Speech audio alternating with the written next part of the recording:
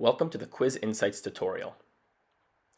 Once users finish submitting your quiz, it's important for you to get all the relevant insights you need. Enter the relevant quiz and the lobby. You'll be able to see the amount of entries, who passed and who didn't pass. You'll be able to see the user's activity throughout a specific period of time and view the insights. For instance, what users failed or passed a specific question. You'll be able to open it up and see who passed, for instance, or who failed, giving you many insights regarding the questions you're asking. In addition, scrolling up, you'll be able to see the users that submitted the quiz and did not, and again, who passed and who failed.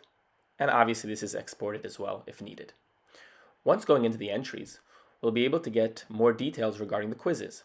For instance, not just who passed and failed, but what questions were harder for others. This can give you key insights regarding what to do next. In addition, once entering the relevant quiz or each user's quiz, you'll also be able to get a breakdown regarding that specific quiz itself.